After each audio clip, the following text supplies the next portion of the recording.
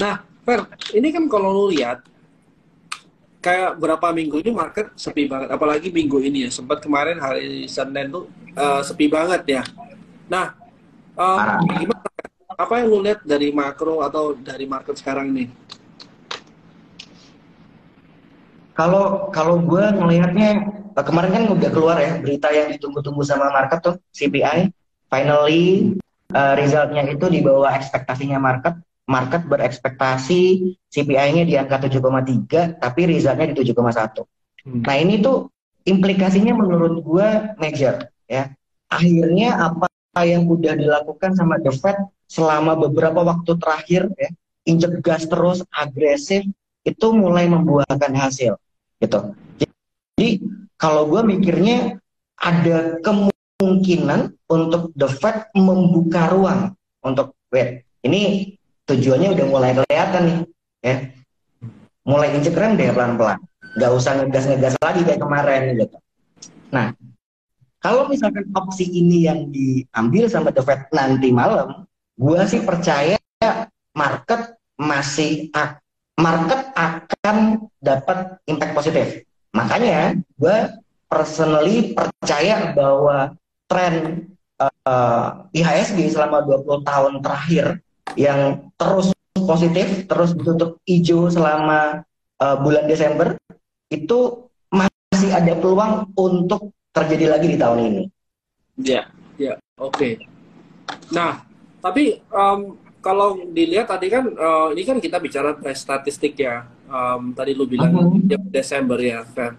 Cuman gimana? Kalau lu lihat dari sekarang ISG ini bukan uptrend punya loh, bos. Lebih ke downtrend. Apakah minimal kalau kita bicara positif waktu dia awal bulan bisa sampai berapa itu? Awal bulannya dia hanya di 7.090, berarti dia harus naik berapa persen nih, Fer? Kurang lebih 7%. Kok 7%? 5% lagi ke atas. Possible 5% lah, 5%. possible Menurut nggak? Sin gue possible masih nggak? ada gini. Hmm. Gimana gimana? Kalau gue mikirnya gini, uh, dengan result yang kemarin keluar CPI itu membuka peluang lah untuk market selama bulan Desember ini untuk tutup positif tetap ya. Masih ada setengah jalan nih, jadi baru setengah jalan. Menurut gue setengah jalannya kalau putar balik nggak apa-apa lah kayaknya.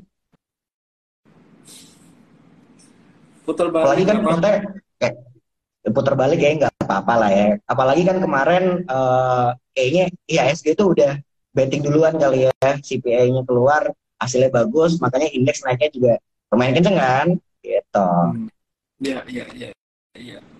Oke, oke. Jadi kalau kalau secara Tapi ISG kok lu sorry kok, tapi gini ya, kalau gua tuh eh, menganggapnya bahwa ini itu satu probability ya. Jadi gua tidak bilang bahwa pasti akan ditutup positif, enggak. Tapi gue percaya probability untuk indeks ditutup positif tahun ini itu masih ada. oke. Positif itu berarti kalau kita ngomong yang tadi ya berapa? Open di atas 7.081 ya, berarti dia mungkin barusan positif ya, atau minimal di level itu ya, fair ya. Ya, buat gue yang penting positif itu cuma 0,01% aja udah positif kan. Exactly, Dan kalau betul. misalkan kalau misalkan 0,01 artinya potensial upside-nya masih lumayan kalau dari level ini kan. Ya, ya, ya.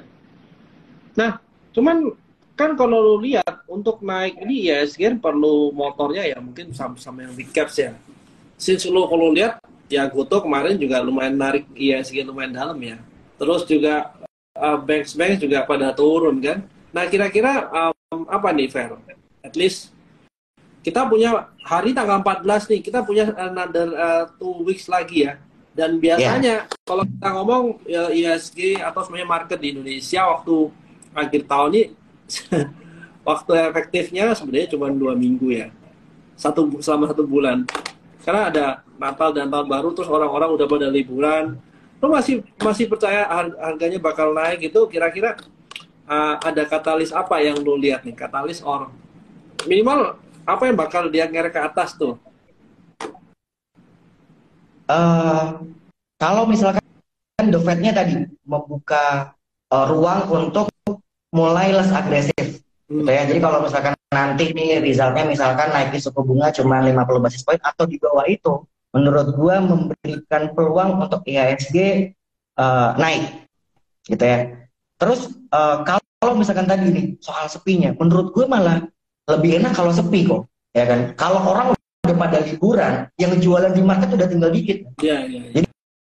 Jadi ya udah, ya mau naikin jadi lebih gampang kan. Kalau misalkan kemarin rame 15 triliun, mau naikin juga duitnya juga butuh banyak nggak sih? Kalau misalkan orangnya dikit, ya udah, yang tinggal tinggal yang beli-beli doang kali ya. Hmm. Iya, iya, iya. Ya, bisa juga. Tapi kalau gua pribadi mungkin lihatnya kayak gini sih, versi market yang big caps ini nggak begitu rame ya. Malah gua lebih suka lihat yang benar-benar mid to small caps ya. Seenggaknya kalau kita lumayan, lu mau naikin mungkin jauh lebih mudah ya. Nah, masalahnya kalau kita ngomong mid to small cap ini kan banyak banget dan kayak lu pilihnya agak susah ya. Dari 800 saham lebih itu ya. Nah, lu ada kayak sektor sendiri nggak, Fer? Yang oke, ini gue suka tech, tapi tech yang seperti apa? Atau gue suka oil, or suka komoditi yang seperti apa? Atau bodo amat, pokoknya yang naik gue beli gitu. Gimana tuh, Fer? Gue tipe yang bodoh amat. Bodo Karena amat. Apapun. kalau iya, gue ngeliat selama ini kok itu setiap tahun kayaknya ya, market tuh punya temanya sendiri gitu loh. Jadi kalau misalkan kita tuh masih kekeh sama satu sektor, tahun depan udah nggak jalan lagi. Dan kalau misalkan nggak jalan lagi ya lu paksain ya nggak akan kemana-mana portofolio lu Ya, ya. Oke. gitu. Jadi ya gue percaya itu. Jadi setiap tahun kita punya tema ya kalau misalkan mau ikutan ya harus ikutan temanya itu. Suka nggak suka ya. Jadi gue gue nggak ada harus harus komoditi harus infrastruktur atau gimana itu nggak ada. Ya, ya. Oke, oke, oke. Interesting. Nah, kalau ngomong gitu hari ini apa nih, Fer? Yang gua taunya kan kalau di Bali itu yang Aha. terkenal satu-satunya branch yang tradingnya kayak orang gila ya. Nah, boleh share nggak nih, Fer? Apa sih yang orang-orang Bali yang katanya lu gila trading ini, hari ini pada trading apa nih? Kalau gue sih ngerekomendasinya tadi BBYB salah satunya. Hmm. Kenapa tuh, Baby? BBYB. BBYB karena teknikalnya menurut gue menarik ya. Jadi udah apa namanya bentuk pola kalau kalau gue ngelihatnya double bottom gitu ya. Jadi dari low-nya dia udah rebound kemarin, jadi gue tinggal nyari entry buat masuk. Cuman alhamdulillah tadi ada berita dari BBYB yang mungkin bisa memberikan angin segar. MUFG tadi ada memberikan ruang untuk membeli sahamnya Aku Laku. Jadi buat teman-teman yang belum tahu Aku Laku adalah pemegang sahamnya BBYB. Jadi sedikit banyak mudah-mudahan ini bisa memberikan impact yang positif ke saham BBYB. Gitu. Jadi besok gue bisa jualan. Iya, iya, iya, iya. Nah, tapi oke, Fer, kalau lu lihat memang kan sekarang kalau lu bicara tadi double bottom potensial ya. Dan sebenarnya kalau lu masuk sekarang, berarti kan lu masuk di bottom yang kanan tuh. Nah, any specific tips nggak? Lu mau taruh stop loss berapa jauh, or pokoknya turun 3% gua buang, or gimana nih, Fer? Karena kalau gua bilang, kalau gua pribadi ya, Fer, gua lebih suka waktu dia reverse baru gue masuk, seenggak-enggaknya buat gue lebih comfortable untuk masuk dengan risk yang terbatas. Sementara lu kalau masuk sekarang bisa aja ini double bottomnya nggak jadi. Nah, gimana Bisa. tuh? Gue sebenarnya udah aware dengan resiko itu sih sebenarnya. Jadi kalau misalkan turun di 2655 ya mau nggak mau gue harus cut loss. Jadi 655 lu lihat dari risk yang terakhir itu ya, yang dia punya support terakhir kan? Yes, benar-benar. Jadi pokoknya ya kalau ya tadi alasan kenapa gue masuk itu kan double bottom. Kalau misalkan udah nggak double bottom lagi ya nggak ada alasan untuk gue masih nyimpan saham ini. Ya, gitu. ya. Nah, buat teman-teman yang masuk sempat lihat kayak chartnya BBYB itu Kak, mungkin dia bilang, loh, kalau double bottom itu kan harusnya tengahnya nggak ada. Oke. Nah, teman-teman kalau lihat double bottom ini sebenarnya belum jadi double bottom, masih lebih ke potensial double bottom. Nah, ada satu swing di tengah yang dikit itu sebenarnya termasuk double bottom nggak? Sebenarnya itu termasuk double bottom, itu namanya kompleks double bottom sih teman-teman. Nah, cuman ya memang kalau kita mau ngambil risk yang, kita mau ngambil risk waktu di bawah itu kita punya potensi dengan risk yang lebih kecil ya.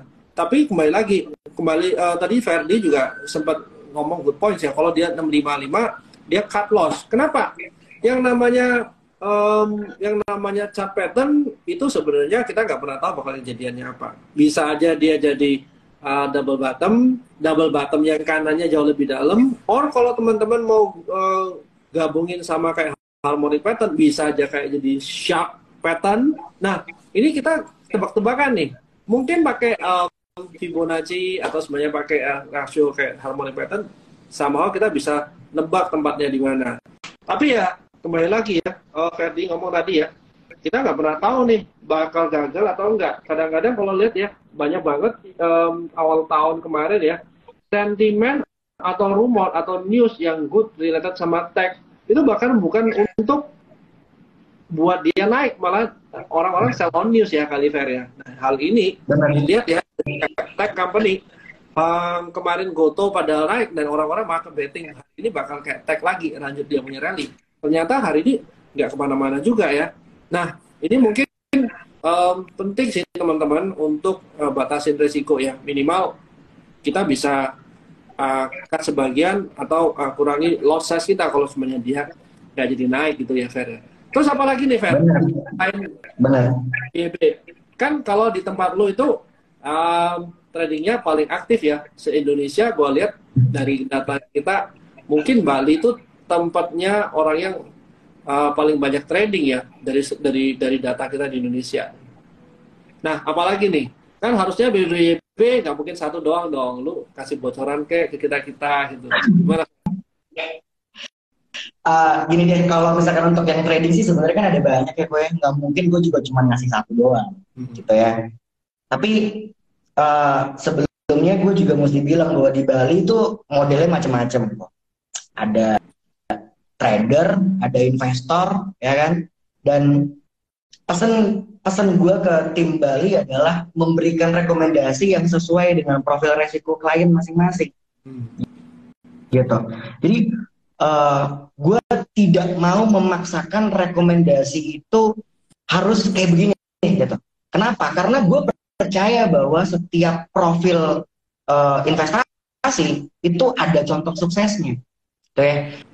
Jadi gue nggak memaksakan, oke, kalian harus trading karena yang bisa bikin kaya trading, kalian harus invest karena yang bisa bikin kaya invest. Enggak. Gue percaya bahwa setiap profil investasi itu ada contoh suksesnya, gitu ya. Kayak contoh nih, trading gitu ya, itu udah di Indonesia udah terkenal lah ya yang sekarang itu. Kalau invest itu juga udah pasti semuanya juga udah pada tahu. Kalau misalkan kita balik tokoh-tokoh trader disuruh invest, pasti nggak akan maksimal hasilnya. Begitupun sebaliknya. Jadi hal pertama yang gue tekankan ke diri gue dan tim gue di Bali adalah kenalin dulu diri kita tuh sebenarnya siapa sih, teh? Kita tuh sebenarnya siapa? Seorang scalper, seorang trader, atau seorang investor? Sehingga apa? Sehingga stock pickingnya tuh jadi lebih jelas. Gitu. Kayak contoh nih, gue tipe trader ya, swing trader lah ya, nggak terlalu cepat juga nggak terlalu lama. Portofolio gue tuh dalam 2 tahun terakhir itu growth-nya more than 500%. Jadi CAGR gue setiap tahun itu 300%. Padahal gue itu tradingnya nggak langsung lamsam, nggak langsung nyetor sekian duitnya. Enggak, gue tuh setiap bulan itu menyisihkan duit dari gaji, gue taruh di pasar modal dan gue tradingin. dan resultnya ternyata oke juga gitu loh. Nah, jadi gue memberikan pesan ini ke teman-teman, ke semua lah ya. Pertama yang mesti dilakuin sebelum stock picking ini oke dan nggak oke, itu mesti kenalin diri kita sendiri dulu. Ya, kalau misalkan kita trader ya dikasih saham yang tipenya panjang-panjang, pasti ngantuk, pasti males, pasti bosen. Hasil akhirnya nggak akan maksimal, gitu ya. Jadi percuma ngomongin technical ini itu kalau misalkan tipenya invest, ya kan. Ngomongin fundamental yang panjang-panjang 10 tahun ke depan, kalau tipenya besok jualan juga percuma, ya kan. Jadi pertama mesti itu dulu sebelum kita ngomongin stock picking, gitu ya. Nah kalau misalkan kita udah tahu begitu, baru tuh tugasnya tim Trimega Bali, teman-teman gua di Bali adalah untuk memberikan rekomendasi yang spesifik berdasarkan profil resiko itu, profil investornya itu, gitu. Nah, untuk yang selain trading tadi, BBYB, pasti juga ada banyak, gitu ya. Karena gue mau ngasih yang sedikit, feel-nya sedikit lebih panjang, gitu ya. Jadi buat profilnya yang agak panjang, itu gue merekomendasikannya saham ESA. Tunggu dulu. Surya. Itu kayak ESA, bro. Nah, tadi kan menarik tuh, lu ngomong kayak lu punya CAGR 316% ya. Yep. Nah, boleh share nggak itu tipe saham yang seperti apa? Karena kalau kita bilang gini, Ferdi, 100% itu susah banget. Ya, apalagi lihat kayak return reksadana 24% lah something-nya. Nah, kalau lu sampai berlipat-lipat tuh either bener-bener lu dapat jackpot atau bener-bener lu scalpingin tapi pendek-pendek tapi lu rajin banget. Nah, ini kan pengaruhnya beda sama misalnya gua punya uang cuman 10.000 atau 100.000 or 100 juta. Itu pasti ya kita nggak bisa jackpot segitu banyak tuh, Fer. Kira-kira lu boleh share nggak saham apa tuh? Dan cara lu tadi bukan lamsam tapi kan lu sisikin duit. Nah gimana? Lu masuknya setiap kali turun lu masuk, or lu masuk benar-benar berdasarkan fundamental? Boleh sharing nggak itu? Itu yang mungkin menarik sih liatnya. Kalau gue tuh kayak yang udah gue bilang tadi waktu di awal sih, gue tuh nggak ada pakemnya. Pokoknya gue harus beli saham yang fundamentalnya ABCD, enggak. Gue harus beli yang tipenya teknikalnya bagus, enggak. Jadi gue beli yang menurut gue itu punya potensi untuk memberikan gue cuan, gitu ya. Mau modelnya story doang, apa, ya kan? Mau modelnya teknikalnya bagus, polanya cakep, apa, ya kan? Mau yang fundamentalnya oke, valuasinya murah, nggak apa-apa. Tapi so far yang membuat gue portofolionya growth gila-gilaan adalah saham-saham yang turnaround story. Jadi saham-saham yang udah di-dump sama market, harganya udah drop banyak, tiba-tiba terjadi perubahan di fundamental company, gitu. Jadi memberikan ruang growth yang gede, potensi cuan yang lebar, tapi waktunya lebih singkat.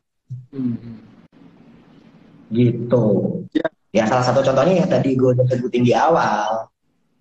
Apa tuh? ESA tadi, bukan ya? Kan. Gue tuh tiap waktu bisa beda-beda ya. Jadi gue bukan dari satu kali trading and then naik 600%, enggak. Jadi gue itu ya udah pelan-pelan ya kan. 1 bulan growth 10%, ada yang bulan berikutnya minus 5%, ada yang 3 bulan buat growth-nya 100%. Beda-beda. Gue trading, jadi nggak ada saham yang gue simpen yang membuat portofolio gue growthful dari situ. Jadi gue trading, gue rollover, gue trading, untungnya gue tambahin lagi di tradingin berikutnya dan seterusnya. Ngambil margin lipat, jadi kayak lama-lama makin gede kayak bola salju gitu kali ya. Benar. Ya, gitu. Ya. Jadi gue lanjut. Jadi gue itu punya prinsip, pokoknya kalau misalkan trading gitu ya, itu harus guanya nyaman juga gitu, ya kan? Gue tuh nyamannya kalau misalkan tipenya tadi trading yang nggak terlalu cepat dan nggak terlalu lama, ya kan? Dan gue modalnya terbatas, jadi gue itu setiap bulannya cuma nyisihin dari gaji, ya kan? Tapi gue itu setiap waktu, setiap gue trading itu gue review, ya kan? Jadi gue itu bikin bikin jurnal tuh, bikin jurnal. Jadi setiap tradingan gue bisa ngeliat, oke, gue kemarin untung karena ini, gue kemarin rugi karena ini. Dari situ tradingan-tradingan berikutnya gue mencoba untuk memperbaiki kesalahan sebelumnya, gitu sih. Long story short, ya akhirnya portofolio gue dalam 2 tahun ini berkembangnya segitu, alhamdulillah. Iya. Nah, itu benar banget ya teman-teman yang Ferdi bilang ya. Kalau kita ngomong ya, jurnal itu penting nggak? Jurnal itu penting banget. Jadi pentingnya kenapa? Kalau kita sebagai trader ya kadang-kadang kalau untung atau cuan itu kita gampang lupa ya. Tapi masalahnya waktu salah, kadang-kadang kita nggak tahu salahnya kenapa tuh. Kadang kita gua move on deh ke tempat lain atau ke trading berikutnya. Nah, tanpa kita tahu salahnya kita kenapa sebelumnya. Nah, itu hal yang sebenarnya saya juga lakukan ya dulu. Kebetulan saya ya di ini juga ya, selain saham dulu saya pernah ada di forex, terus juga di Bitcoin. Tapi menurut saya dengan jurnal yang bagus atau rapi ya, minimal ya, kita bisa punya alat untuk review lagi kita salahnya di mana ya. Karena once kita salah, kita punya chance untuk belajar sih. Kalau kita nggak pernah salah, ya nggak ada sesuatu yang baru kita belajar. Nah, seringkali orang-orang kalau jeleknya kalau trader ya, apalagi pakai technical, kadang-kadang mereka pakai cara satu, ganti cara lain tanpa menggunakan jurnal. Jadi mereka nggak tahu yang berhasil itu pakai cara apa. Ya, even mereka pakai cara yang harus sederhana sekalipun, misalnya saya cuma mau pakai moving average atau mau pakai Bollinger, terserah. Tapi kalau kita berganti-ganti setiap kali, kadang-kadang kita nggak tahu yang kemarin benar kenapa, salahnya kenapa, pakai cara apa gitu sih. Nah, kalau forex sih bukan di sekuritas ya. Nah, bukan sekuritas ini ya, itu payung hukumnya lain lagi. Nah, anyway, long story short, sebenarnya waktu kita buat disiplin ya teman-teman ya, dengan disiplin tadi itu kerasa teman-teman ya, walaupun pelan ya, tapi seenggak-enggaknya, contoh begini deh, saya ngambil 2% satu hari, 2% satu hari, itu lebih gampang daripada ngambil 10% sekali trading. Tapi dengan 2% kita tuh targetnya nggak terlalu jauh, lebih gampang di achieve, tapi kalau berhasil kita bisa buat lagi. Nah, ini mungkin yang tadi kayak si Ferdi bilang jadi bola salju. Misalnya gini, kita punya uang 10 juta, kita mau cari untuk 50%. 50% itu bisa 10% kali 5, or 25% kali 2, or 5% kali berapa. Tapi kalau sebenarnya kita buat trading nih, saya cuma mau ngambil 5% sekali trading, kalau 10 juta tadi diambil 5%, berikutnya kita bisa masuk 10 juta plus 5% untuk masuk sekali entry ya. Nah, ini sebenarnya compoundingnya jalan sih. Mungkin kalau Ferdi bilang tadi kayak bola salju, nah itu jadi lebih masuk akal kalau keluar masuk. Daripada ya, kadang-kadang gini Fer, kita mau target ngambil 30%, belum sampai 30% udah kena stop loss. Padahal kalau tadi kita ngambil 5%, udah kantong duit dulu ya, seenggaknya psikologi kita bisa masuk lagi. Nah, itu sih mungkin yang gambarannya dari Ferdi gitu ya. Sama gue mau nambahin satu. Kalau misalkan tipenya trading itu mengakui kesalahan lebih cepat. Jadi tahu kalau salah tuh lebih cepat. Gue ngerasanya gitu. Kalau misalkan gue invest nih, udah nyimpen lama 10 tahun, terus gue baru tahu 10 tahun kayaknya nih gue salah beli saham deh. Itu gue ngakuinya udah 10 tahun tuh, gue udah waktunya udah hilang 10 tahun. Tapi kalau time frame-nya makin pendek, gue tuh mengakui kesalahannya makin cepat. Oke, kayaknya gue salah gitu, ya kan? Masih ada waktu untuk gue memperbaiki itu. Setuju. Memang itu salah satu teknik yang masuk akal juga ya teman-teman ya. Karena semakin pendek kita trading, semakin pendek kita tahu kita salah atau benar, dan semakin gampang kita kita adjust. Dan enggaknya kalau kita lihat kemarin ya, yang waktu tek-tekan itu pada rontok ya, yang trader itu nggak pernah kena keseret sampai hari ini ya, karena mereka udah ambil cuan, salah ambil cuan, salah cut loss, dan mungkin udah pindah ke tempat lain. Oh, ini udah nggak lagi bagus. Nah, ini yang sebenarnya poin yang bagus dari trader ya, gitu ya. Nah, tapi kalau untuk orang yang lihat valuasi, kadang-kadang gini, waktu kita lihat valuasi atau fundamentals, kadang-kadang kita nggak update, atau sebenarnya kita nggak punya akses lebih baik ke emitennya. Nah, tapi kalau trader ini lebih gampang, karena mereka benar-benar rely on technical, terus dia juga cut loss, waktunya cut loss, pindah ya pindah. Nggak ada yang lebih ya kali ya, Fer ya, ke satu company gitu. Bener. Iya. Terus gimana, Fer? Kita masih ada sisa hari berapa hari nih? Seenggaknya sampai 30 ya. Berapa orang udah pada liburan, mungkin udah pada lihat Piala Dunia, lebih seru kali ya. Nah, seenggaknya di sisa waktu ini ya, sis market lagi sepi nih, Fer. Apa sih yang bisa kita lihat, Fer? Mungkin bisa kita lihat. Gue punya kurang lebih 10 saham nih untuk 10 hari ke depan, misalnya gitu, gimana? Karena kebetulan kebanyakan itu lebih ke trading ya, jadi gue tuh lebih ngelihatnya day to day basis sih kok. Hari ini buat hari ini gitu ya, besok ya buat besok gitu. Jadi kalau misalkan yang kayak gitu, gue nggak terlalu musingin untuk beberapa waktu ke depan gue harus ngelisin segini. Ya, jadi kalau misalkan ada yang oke ya, secara teknikal, secara story, secara news, ya gue masuk gitu. Tapi kalau misalkan nggak ada ya, gue nggak akan memaksakan.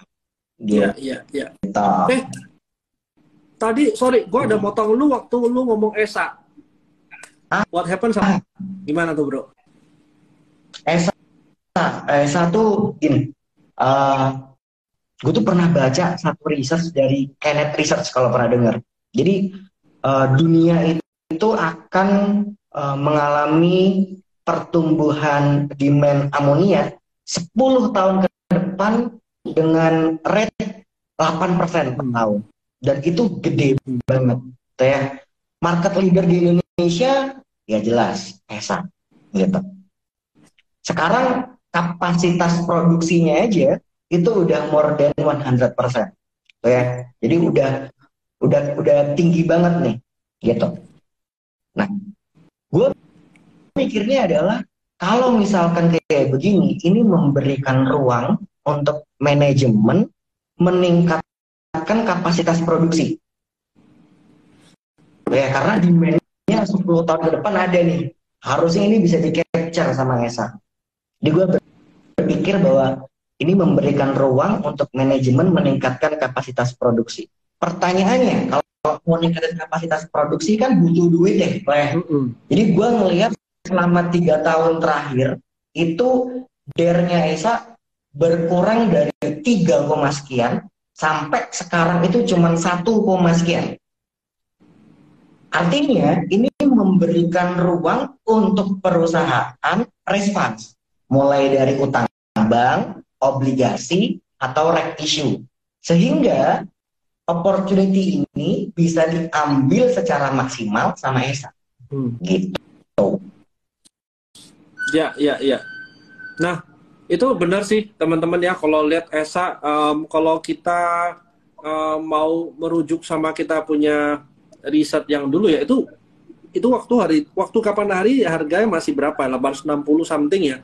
Nah, target valuasi kurang lebih sampai 1.100 ya. Aku rasa sebenarnya kalau yang tadi Ferry bilang kapasitas 100% ya, berarti sebenarnya kan demand cukup banyak ya. Tinggal mereka harus naikin kapasitas apa enggak. Nah, mungkin yang paling gampang sih kita bisa lihat teman-teman ya, dari earningnya mereka itu sebenarnya dari Q3 dari 2021 itu masih naik terus. Nah, untuk maintain earning naik terus ini nggak gampang ya. Nah, kalau kita ngomong di 1 tahun kan ya, earningnya mereka itu hampir 10 kali lipat dibandingin tahun lalu sih. Nah, tinggal kita lihat dengan seperti ini sebenarnya kita ada good point-nya. Dari Desember ini minimal kita tahu ini satu perusahaan bagus. Sampai nanti Q1 laporan Q4 keluar, seenggak-enggaknya itu sudah pasti kelihatan mata dia udah naiknya 10 kali lipat. Nah, perusahaan seperti ini sebenarnya kalau teman-teman nggak ngerti, kira-kira gue mau taruh di mana untuk long term ya.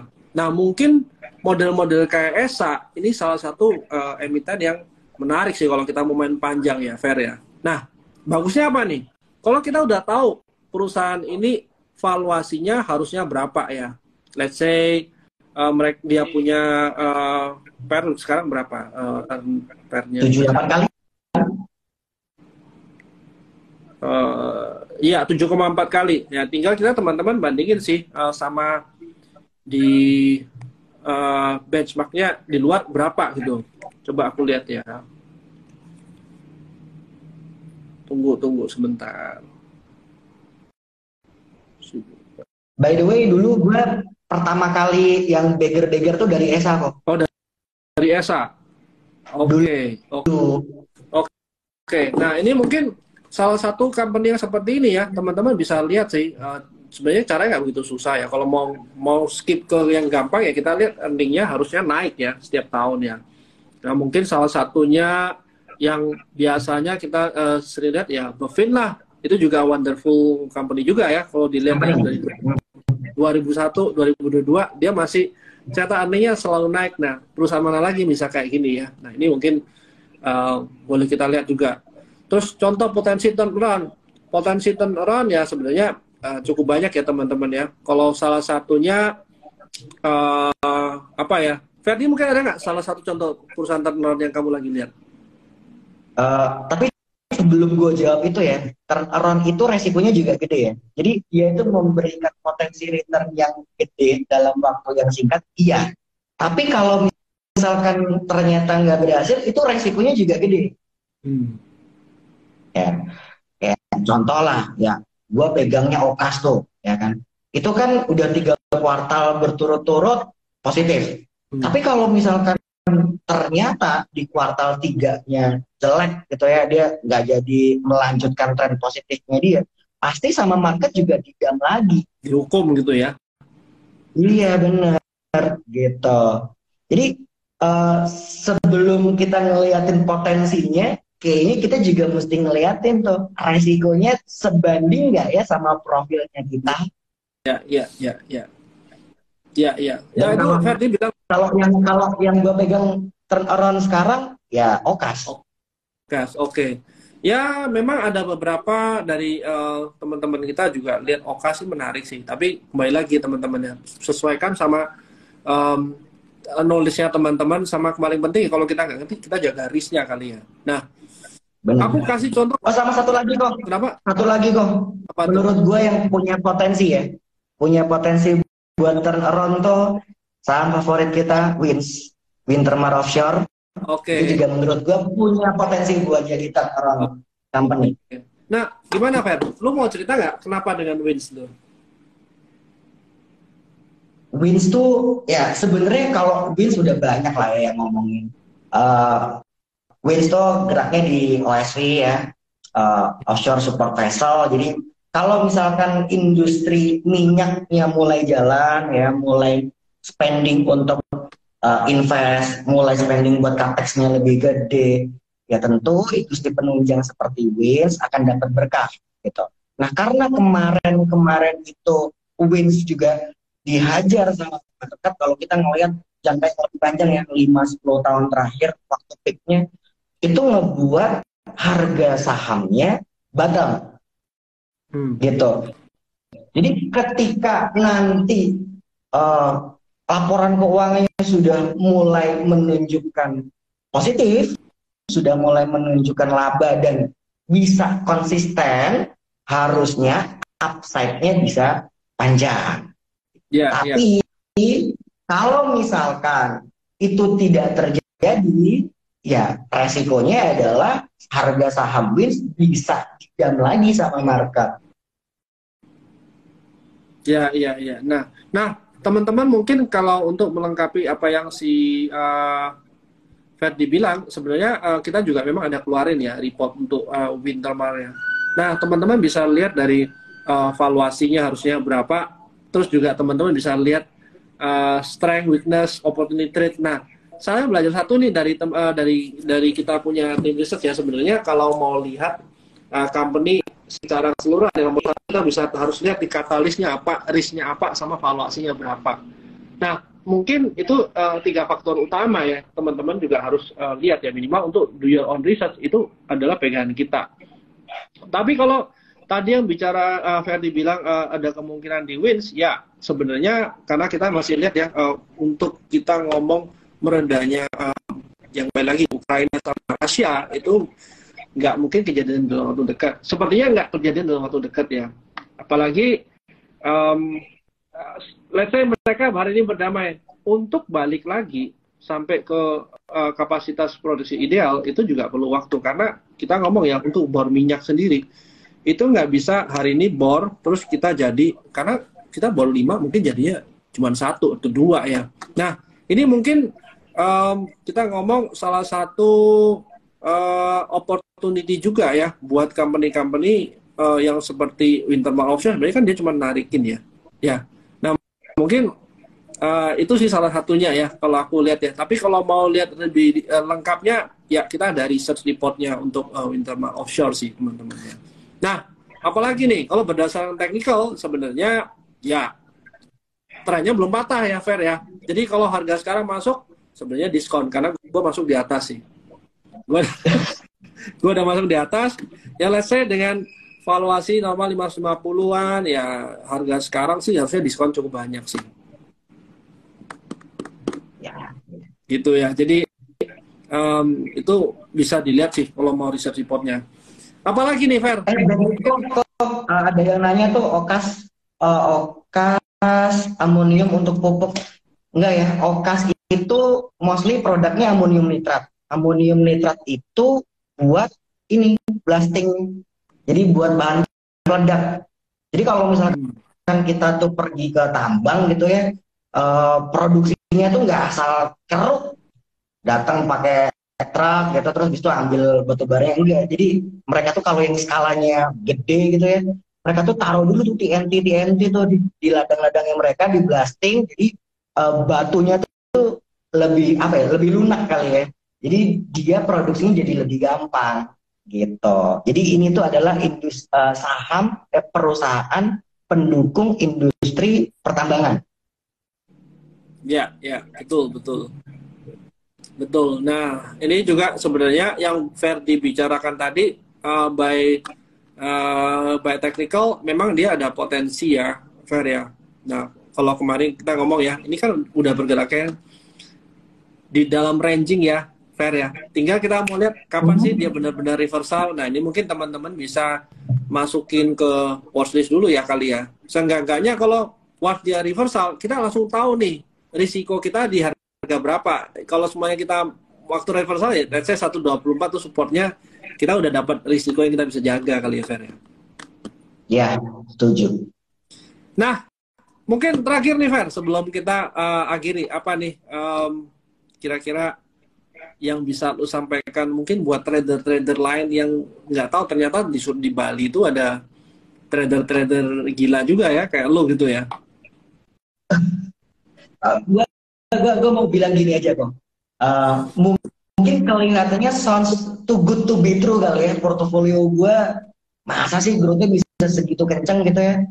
Gue tentu nggak bisa buka di sini, tapi kalau misalkan buat teman-teman yang penasaran, silahkan datang ke Trimegah Bali, nanti gue tunjukin deh portofolio gue sejelas-jelasnya kayak gimana. Ya. Sip. Gitu. Berarti buat teman-teman yang mau lihat portofolionya si Ferdi ya, silakan monggo ke Bali ya. Jangan lupa nanti ditraktir ya. Iya. Oke, kalau gitu. Anyway, thank you Ferdi buat sharing-sharingnya. Thank you kok. Hopefully ESA-nya tetap naik ya, karena gue juga punya, Wintermar juga mudah-mudahan. naik. Oke, kalau gitu, jauh banget ke Bali ya, Ferdi nanti boleh ke tempat lain ya, gitu Fer ya.